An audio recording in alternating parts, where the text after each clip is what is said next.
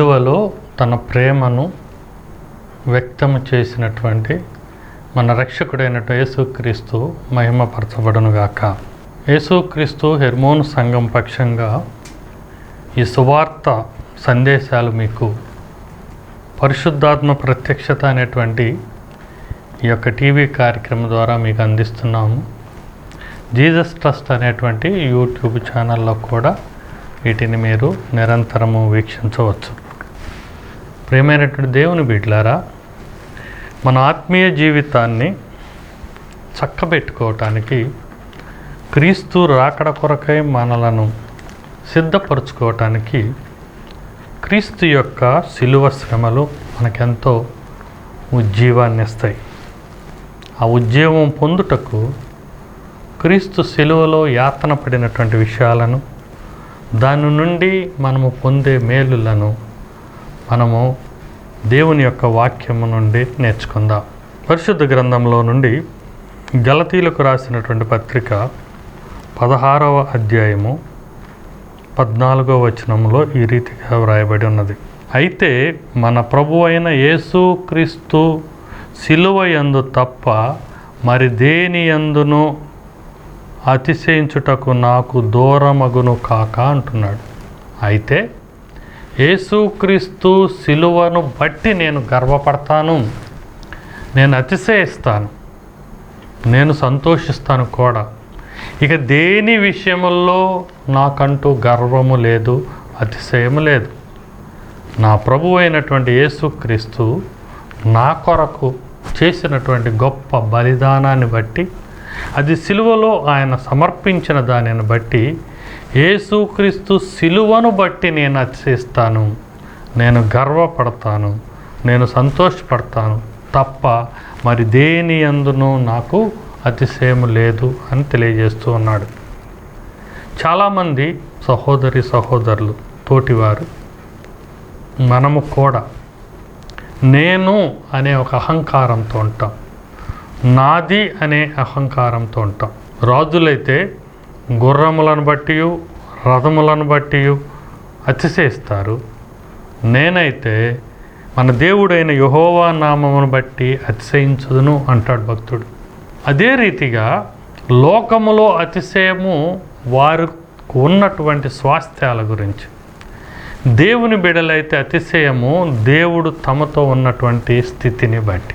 రాజులు చక్రవర్తులైతే గుర్రాలను బట్టి, రథాలను బట్టి, రాజ్యాలను బట్టి, అంగబలాన్ని బట్టి, సైన్యపు సమూహాన్ని బట్టి, వారికి ఉన్నటువంటి అధికారాన్ని బట్టి అతిశయిస్తారు. అటువంటి సమయంలోనే నెబుకద్నెజర్ లాంటి వాళ్ళు ఉన్నటువంటి సమయంలోనే, హేరోదు లాంటి వారు అతిశయించినటువంటి వారు ఉన్నటువంటి పరిస్థితుల్లోనే, హామాను లాంటి క్రూరులు ఉన్నటువంటి పరిస్థితుల్లోనే, ఆహాబు లాంటి వ్యక్తులు ఉన్నటువంటి పరిస్థితుల్లో కూడా శ్రేష్టమైనటువంటి దేవుని యందు అతిశయం కలిగిన భక్తులు ఉన్నారు.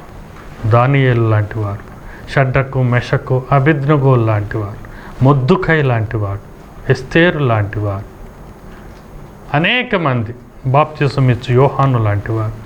ఒకవైపు ఆనాటి చక్రవర్తులు వారికి ఉన్నటువంటి స్వాస్థ్యాన్ని బట్టి వారు అతిశయిస్తూ ఉంటే, అదే సమయంలో దేవుని బిడ్డలు దేవుడు తమతో ఉన్న స్థితిని బట్టి వాళ్ళు సంతోషపడ్డారు, అతిశయపడ్డారు. ఈనాటి దినాల్లో కూడా ఇలాంటి పోలికలే జరుగుతూ ఉంటాయి. కొందరు అధికారాన్ని బట్టి, కొందరు తమకున్న పదవులను బట్టి, తమకున్న ఉద్యోగాలను బట్టి, తమకున్న ఆస్తులను బట్టి, తమకున్నటువంటి కులమును బట్టి, తమకున్నటువంటి జ్ఞానాన్ని బట్టి, తమకున్నటువంటి విద్యను బట్టి, తమకున్నటువంటి విస్తారమైన భవంతులను, గొప్ప గొప్ప బిల్డింగులను బట్టి అతిశయించుతూ ఉంటారు.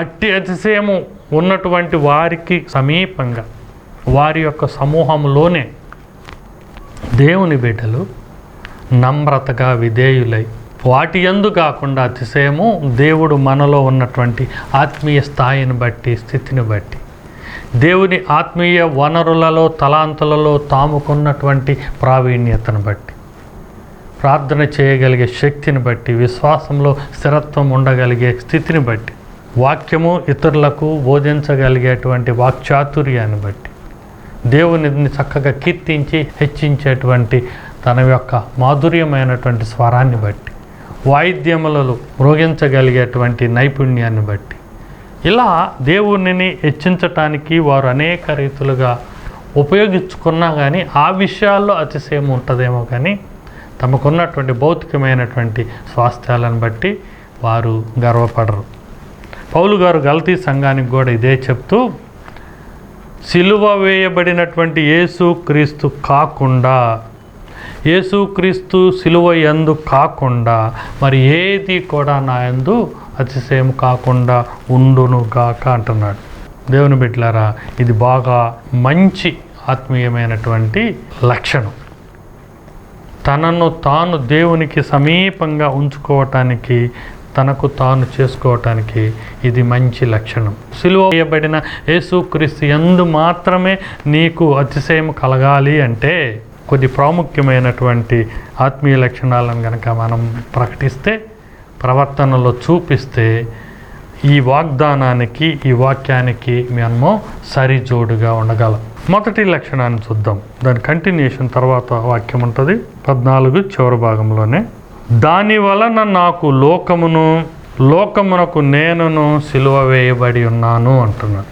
యేసుక్రీస్తు యందు అతిశయము కలిగి ఉండటానికి, క్రీస్తు యేసునందు నేను గర్వము కలిగి ఉండటానికి, గొప్పతనము కలిగి ఉండటానికి నాకు లోకమునకు సిలువ వేసుకున్నాను, లోకమును నాకు సిలువ వేసుకున్నాను. సిలువ అంటేనే అది మరణప్రాప్తమైనటువంటి శిక్ష. ఎవరు మరణమునకు సరిపోయే అటువంటి పాపము చేస్తాడో, నేరము చేస్తాడో వారికి సిలువ శిక్ష. భూమికి ఆకాశమునకు మధ్య మ్రాను పైన 3 మ్రేకుల మీద వేలాడతీసి చనిపోయే వరకు ఉంచుట, ఆ సిలువ శిక్ష అంటే మరణం. క్రీస్తు యొక్క సిలువ మరణమును నాకు ఆపాదించుకోవటానికి, దాని విషయమై నేను గర్వపడటానికి నేను సిలువ పైన 2 మరణింప చేసుకున్నాను. ఏమిటి అంటే, నాకు లోకమును సిలువ పైన మరణింప చేసుకున్నాను, నేను లోకమును సిలువ పైన మరణింప చేసుకున్నాను. అంటే విస్తారమైనటువంటి లోకంలో ఉన్నటువంటి ప్రజలలో, అన్యులలో నిజదేవుడు, సత్యదేవుడైనటువంటి యేసుక్రీస్తును ఎరిగినటువంటి వాడిగా, ప్రత్యేకించబడినటువంటి వానిగా నేను ఉండటమే నా యొక్క సిలువ.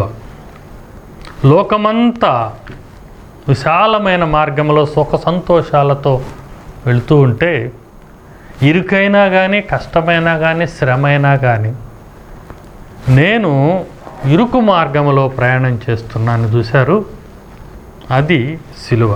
ఆ సిలువను వేసుకోవటం ద్వారా నేను లోకము నుండి వేరుపరచబడ్డాను, ప్రత్యేకించబడ్డాను. సాధారణమైన అన్య జనాంగంలో నుండి నేను దేవుని బిడ్డలుగా మార్చబడ్డాను. అది నేను లోకమునకును సిలువ వేసుకొనబట్టి. అంటే ఆ లోకపు కార్యాలను నా నుండి దూరపరుచుకున్నాను, నేను లోకమునకు దూరంగా ఉంటున్నాను అనేదన్నమాట. ప్రత్యేకించబడినటువంటి వారం, దేవుని బిడ్డలు లోకములో ప్రత్యేకించబడ్డవారు. వారి స్వరము వేరు, వారి వినికిడి వేరు, వారి కనుదృష్టి వేరు, వారి నడవడిక వేరు, వారి ప్రవర్తన వేరు. ఇవన్నీ కూడా మనలను లోకము నుండి వేరుపరచబడుతవి. వారంతా అన్యజనులు, మనము దేవుని యొక్క జనులమవుతాం. అది మొదటగా చేసుకుంటే సిలువను బట్టి మనము అతిశయం పడవచ్చు, గర్వపడవచ్చు. ఒక ఉదాహరణను మనం చూద్దాం. లూకాసు వార్త 23వ అధ్యాయము 51వ వచనంలో ఒక వ్యక్తిని మనము చూడవచ్చు. ఆ పై భాగంలో ఆ సందర్భం కూడా తెలియజేయబడుతుంది. కల్వరి కొండపైన, గొల్గతా ప్రాంతం పైన 3 మేకుల పైన లోక పాపములన్నిటినీ భుజాన పైన వేసుకొని ఆ పాపముల నిమిత్తమై సిలువ మరణము పొందుతున్నటువంటి యేసుక్రీస్తు వారు ఉంటే, వారి ముందు తల్లి మరియ, శిష్యులు, అక్కడ ఉన్నటువంటి ప్రజలు, శాస్త్రులు, పరిసయ్యులు, మతబోధకులు, రాణువ వారు, శతాధిపతి, ఇంకా కుడివైపు ఎడమవైపు 2 పాపము చేసినటువంటి దొంగలు. ఇది యేసు ప్రభు యొక్క మనుష్య రూపంలో ఉన్నటువంటి వాని యొక్క చివరి గడియలు. ఆ గడియలలో వారందరి మధ్యలో కూడా ఒక వ్యక్తి ప్రత్యేకంగా ఉన్నాడు. ఆ ప్రత్యేకమైన వ్యక్తి పేరు ఇక్కడ రాయబడి ఉంటుంది చూడండి. 51వ వచనంలో వాక్యం ఉంటుంది. అయితే పైనుండి మనం చూద్దాం. 50వ వచనంలో, అరిమతయి అను యూదుల పట్టణపు సభ్యుడైన యోసేపు ఒకడుండెను. అరిమత యోసేపు అని ఇతన్ని అంటాం. ఇతని గురించి సాక్ష్యం ఎలా రాయబడి ఉంది పరిశుద్ధ గ్రంథము. అతడు సజ్జనుడును నీతిమంతుడునై ఉండి వారి ఆలోచనకును వారు చేసిన పనికిని సమ్మతింపక దేవుని రాజ్యము కొరకు కనిపెట్టుచుండున్నవాడు. ఈ అరిమత యోసేపు సజ్జనుడు అని తెలియజేయబడ్డాడు. అతడు నీతిమంతుడు అని చెప్పబడి ఉన్నాడు. అతని ఆలోచనలు అక్కడ ఉన్నటువంటి శిలువ మరణమునకు కారణుడు ప్రేరేపించబడినటువంటి వారైనటువంటి వారితో లేదు.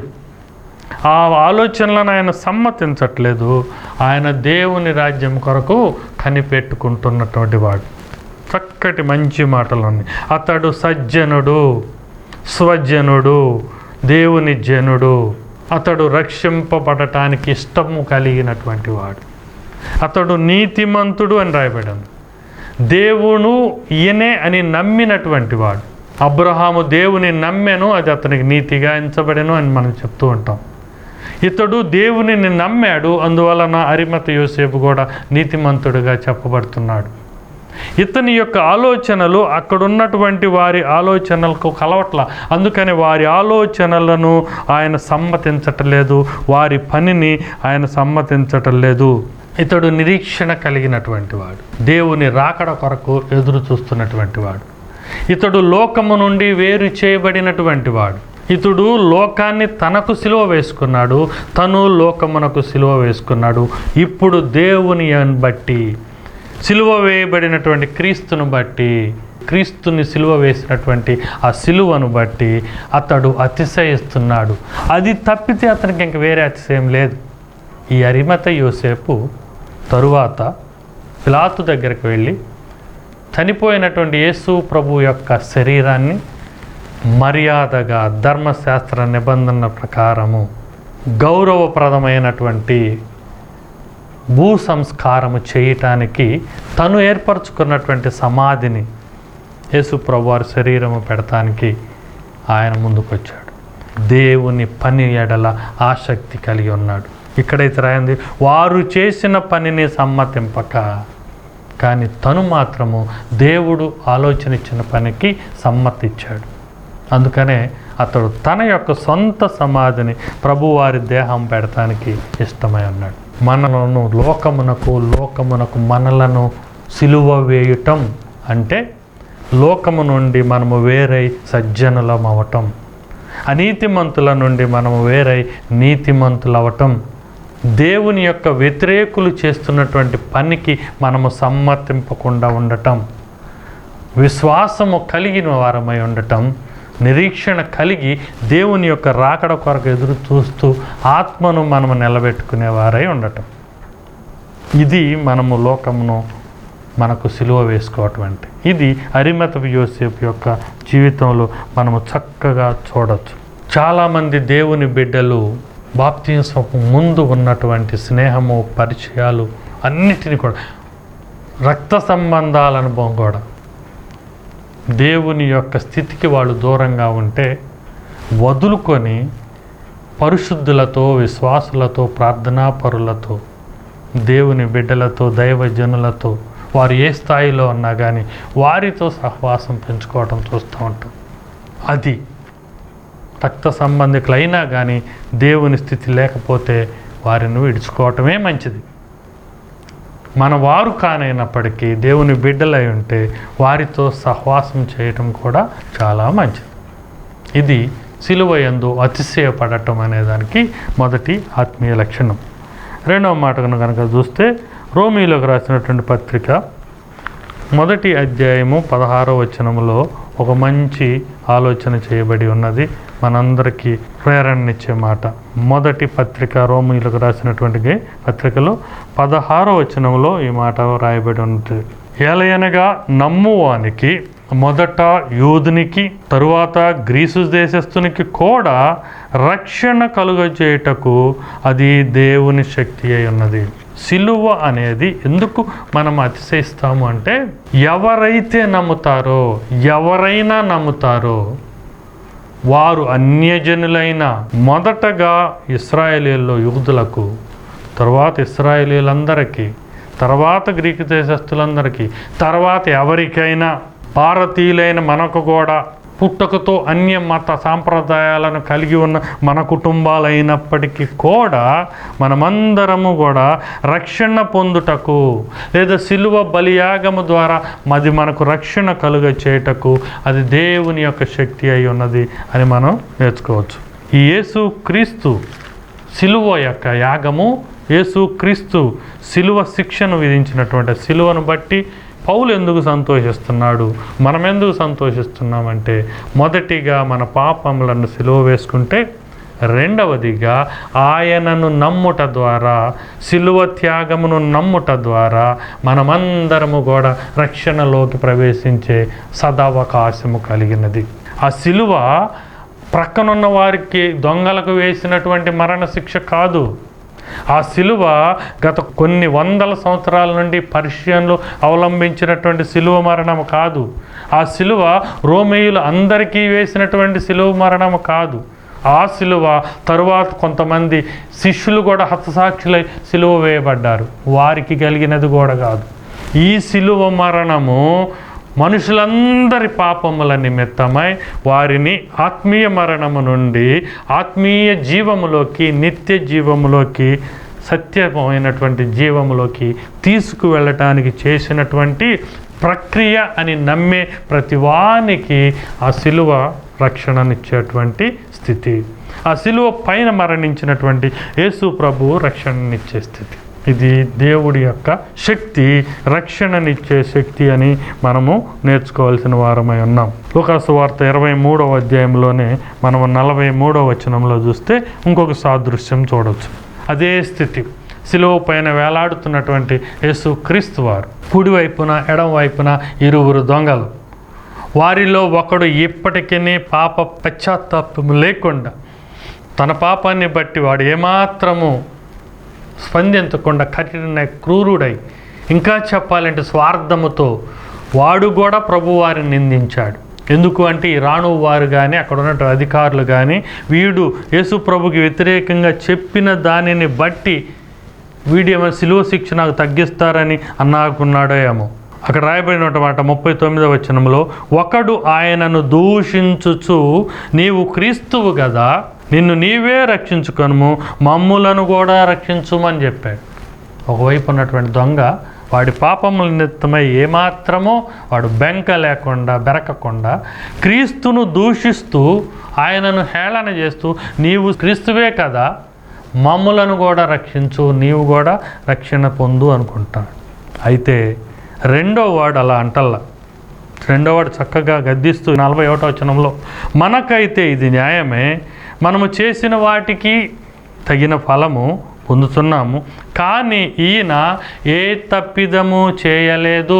వాడి విశ్వాసం, ఈ దొంగ యొక్క విశ్వాసము, క్రీస్తు పావనుడు, పరిశుద్ధుడు, ఏ తప్పు చేయనివాడు, పరిశుద్ధాత్మ ద్వారా జన్మించిన వాడు, అదే పరిశుద్ధతను చివరి వరకు కొనసాగించిన వాడనే నమ్మకము, విశ్వాసమే ఆ దొంగను నీతిమంతునిగా మారుస్తుంది. అది రక్షణలోకి ప్రవేశింపజేస్తుంది.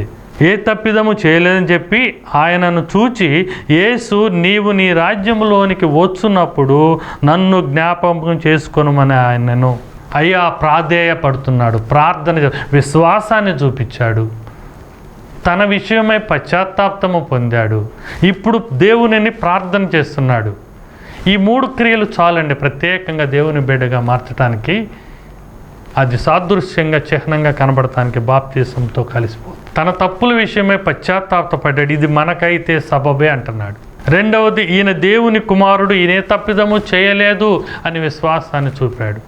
ప్రభువా నన్ను రక్షించు, నీ రాజ్యంలో చేర్చుకో అని మారు మనసు పొంది అతను దేవుణ్ణి ప్రార్థించాడు. యేసు క్రీస్తు రక్తమే నేరుగా అతనిని బహుశా ప్రక్షాళన చేసి ఉంటుంది, పరిశుద్ధపరిచి ఉంటుంది. అదే అతనికి బాప్తిస్మం. అప్పుడు ప్రభువారు ఇచ్చినటువంటి వాగ్దానం, నేడు నీవు నాతో కూడా పరదేశిలో ఉందువని నిశ్చయముగా నీతో చెప్తున్నాను. నిశ్చయముగా, ఖచ్చితముగా నేడు నీవు నాతో కూడా పరదేశిలో ఉందువు అంటున్నాడు. క్రీస్తు బిడ్డగా మారటానికి, రక్షణ పొందటానికి సిలువ యొక్క స్థితి మనలను ఆ స్థితిలోకి తీసుకువెళ్తుంది. ఆయన పరిశుద్ధుడు, దేవుడు అని నమ్మిక ఉండాలి.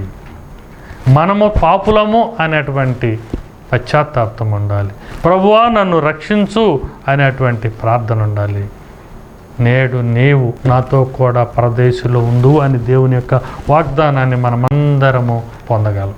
ఆ శిలువ యాగములో ఉన్నటువంటి ప్రేరణ, ఉద్యోగము ఖచ్చితంగా మనలను ప్రతిస్పందిస్తుంది. ఆ హీనమైన, క్రూరమైన, భయంకరమైనటువంటి శిలువ మరణము క్రీస్తును చూచి కూడా మన హృదయము ద్రవించలేదంటే అది చాలా రాతి కన్నా కఠినమైనటువంటి హృదయం. విరిగి నలిగిన హృదయమే దేవునికి ఇష్టమైన బలులు అని విన్నాం. ఈ శిలువ యాగాన్ని చూసి, ఆ యొక్క శిక్షను చూసి, శిలువలో క్రీస్తు ఉన్నటువంటి స్థితిని చూచి మన హృదయం కరగాలి, నమ్మిక రావాలి, ప్రార్థన చేయాలి, మన పాపం విషయమే పశ్చాత్తాపపడాలి. దేవుడు మనిషికి పంచేంద్రియాలు ఇచ్చాడు, 5 జ్ఞాన అవయవాలు ఇచ్చాడు. ఈ 5 జ్ఞాన అవయవాలతో మనము 5 రకాల రీతుల పాపాలు చాలా ఉంటాయి. 5 రీతులైనటువంటి పాపాలు చేస్తాం. కంటితో, నాలుకతో, శరీరంతో, చెవులతో, నాసికతో. ఈ 5 రకాల పాపాలను పట్టే సిలువలో ఆయన పంచ గాయములు పొందాడు అని మనం తెలుసుకుంటున్నాం. కుడివైపున మేకుతో ఒక గాయం, ఎడమవైపు మేకుతో ఒక గాయం. మన చేతుల వలన వచ్చే అటువంటి పాపంకు ప్రత్యాత్మకంగా ఆయన 2 చేతులలో బలమైనటువంటి శిలువ మేకులను కొట్టించుకున్నాడు.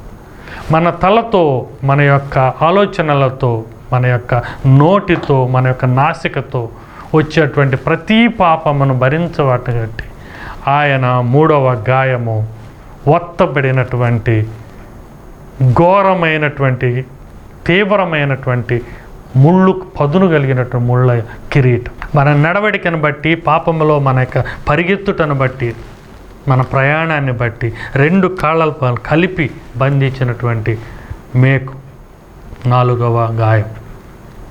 3వ మేకు, 4వ గాయం. శరీరం మొత్తము మన యొక్క ఉదర తృష్ణ కోసం, మన కడుపే కైలాసం అంటాం కదా, ఆ టైపు మన కడుపును బట్టి మనము సంతృప్తి పడే టైపు మన యొక్క దేహముకు చేసినటువంటి పాపాన్ని బట్టి పక్కెలో బలమైనటువంటి బళ్ళెపు పోటు. ఈ స్థితి సిలువలో చూచిన తర్వాత మనము రక్షణ పొందాలి, మన పాపం నిమిత్తమై విమోచింపబడాలి అనే ఒక ఆలోచన పొందటమే క్రీస్తుని గురించి మనము ఏమవటము, అతిశయము పొందటం. 3వ మాటను మనము చూద్దాం. 1 కొరింథీయుల పత్రిక 1వ అధ్యాయము 24వ వచనంలో ఉంటుంది. సిలువ వేయబడిన వారికి ఇది దేవుని శక్తియును మరియు దేవుని జ్ఞానమును అయి ఉన్నది అంట. ఆ సిలువ పైన ఉన్నటువంటి దేవుని యొక్క శక్తి ఏమొస్తుంది అంటే మనందరికీ కూడా జ్ఞానాన్ని ఇస్తుంది. సిలువ పైన ఉన్నటువంటి క్రీస్తును బట్టి మనం జ్ఞానము పొందుతాం. ఇదే లూకాసు వార్త 23వ అధ్యాయము 27వ వచనంలో రాయబడి ఉంటుంది. చక్కటి మాట. ప్రత్యేకంగా మనం గుర్తుపట్టాల్సినటువంటి ఈ యొక్క క్రియ ఏమిటి అంటే, అక్కడ ఉన్నటువంటి శతాధిపతి ఏమని అంటాడు అంటే 47వ వచనంలో మనం ఈ మాటను చూడు. శతాధిపతి అంటాడు, ఈయన నిజముగా దేవుని యొక్క కుమారుడే అంటాడు. అక్కడ రాయబడినటువంటి మాట, శతాధిపతి జరిగినదంతయు చూచి ఈ మనుష్యుడు నిజముగా నీతిమంతుడై ఉండెను అంటున్నాడు. లూకాసు వార్త 23వ అధ్యాయము 47వ వచనములో శతాధిపతి అంటున్నాడు, ఈ మనుష్యుడు నిజముగా నీతిమంతుడై ఉండెను అని చెప్పి దేవుని మహిమపరిచాడు. శతాధిపతి 100 మంది రాణువు వారితో ఆయన శిక్ష విధించాడు. క్రీస్తుకి ఆ శిలువ శిక్షను విధించిన ఆయనే. కానీ శిలువ పైన దేవుని చూచిన తర్వాత అతనిలో ఆలోచన మారింది, అతని జ్ఞానము మారింది. ఈయన నిజముగా దేవుని కుమారుడు, ఈయన నిజముగా నీతిమంతుడు అని చెబుతూ అతడు కూడా దేవుణ్ణి మహిమపరిచాడు. దేవుని యొక్క శిలువ శక్తి మనలో జ్ఞానాన్ని ఇస్తుంది, సత్యదేవుడు ఎవరో గుర్తిరిగేటట్లు చేస్తుంది. ప్రియమైన దేవుని బిడ్డలారా, ఇట్టి లోకము నుండి వేరుపరిచేటువంటి శిలువ శక్తి, మనకు రక్షణనిచ్చేటువంటి యేసుక్రీస్తు యొక్క శిలువ శక్తి, మనలకు ఆత్మీయ జ్ఞానాన్ని ఇచ్చి మనలను పరలోకమునకు ప్రయాణానికి అనుకూలతనిచ్చే దేవుని జ్ఞానాన్ని ఇచ్చేటువంటి శిలువ శక్తి మనకు ఈ శిలువ ధ్యాన కార్యక్రమాలు ద్వారా ఉజ్జీవం పొంది సమృద్ధిగా కలుగునుగాక. ప్రార్థన చేసుకుందాం. ప్రియ పరలోకపు తండ్రి, నీకే వందనాలు, స్తుతులు, స్తోత్రాలు చెల్లిస్తున్నాం. మా అందరి పాపముల నిమిత్తమై శిలువ మ్రానుపై మరణించినటువంటి యేసుక్రీస్తు ప్రభువా, శిలువలో వేలాడుతున్నటువంటి నిన్ను బట్టి మేము అతిశయము పొందుతాం, గర్వం పడతాం. ఎందుకు అంటే లోకులైతే రథాలను బట్టి, గుర్రాలను బట్టి, వారికున్న స్వాస్థ్యాలను బట్టి అతిశయపడతారేమో, కానీ మేమైతే సిలువ వేయబడినటువంటి క్రీస్తును బట్టి అతిశయపడతాం. ఎందుకనగా ఆ సిలువ మమ్మును లోకము నుండి వేరుపరచి మమ్ములను సజ్జనులుగా, దైవజనులుగా మార్చగలదు. ఈ సిలువ మమ్ములను రక్షణలోకి నడిపించగలదు. ఈ సిలువ పైన ఉన్నటువంటి క్రీస్తు మరణము మమ్ములను రక్షణలోకి తీసుకొని వెళ్ళగలదు. ఈ సిలువ వేయబడినటువంటి క్రీస్తు మాకు పరలోకపు జ్ఞానాన్ని ఇచ్చి నిత్య జీవము పొందుటకు, సత్యమును తెలుసుకొనుటకు మమ్ములను జ్ఞానంతో నింపగలదు. అట్టి నాయన సిలువ యొక్క సిరులు, విలువలు మాకందరికీ దయచేయమని మా ప్రభు యేసుక్రీస్తు వారి పేరిట ప్రార్థించి విజ్ఞాపన చేస్తున్నాం ప్రభువా. ఆమెన్. దీవెన తీసుకుందాం. తండ్రి యొక్క ప్రేమ, కుమారుడైనటువంటి యేసుక్రీస్తు యొక్క సిలువ విలువలు, కృప, సత్య, సమాధానము, పరిశుద్ధాత్మ సన్నిధి ఇప్పుడును ఎప్పుడును మనందరికీ తోడైండునుగాక. ఆమెన్. ప్రియమైన దేవుని బిడ్డలారా, పరిశుద్ధాత్మ ప్రత్యక్షత అన్నటువంటి ఈ యొక్క సువార్త సందేశాలు యేసుక్రీస్తు హెర్మోన్ సంఘము పక్షంగా మీకు వినిపించబడుతున్నవి. ఈ సువార్త సందేశాలను మీరు స్క్రీన్ పైన కనిపిస్తున్నటువంటి జీసస్ ట్రస్ట్ అనేటువంటి ఆ యొక్క చిహ్నం ద్వారా యూట్యూబ్ సింబల్లో చూచి మీరు దాన్ని నిరంతరము వీక్షించవచ్చు. దేవుడు కృప మీతో ఉండునుగాక. ఆమెన్. వందనాలు. దైవజనుడిగా నేను, మా సంఘమంతయు మీ కొరకు కొన్ని అంశములను నిరంతరము ప్రార్థన చేస్తూ ఉంటాం. మీ రక్షణ గురించి, విశ్వాసం గురించి, మీ క్షేమాభివృద్ధి గురించి, మీ స్వస్థత గురించి, మీకున్నటువంటి శ్రమలు, దుఃఖముల యొక్క విడుదల గురించి, అపవాది దురాత్మల యొక్క విమోచన గురించి మేము నిత్యము ప్రార్థన చేస్తూ ఉంటాం. అందరికీ వందనాలండి.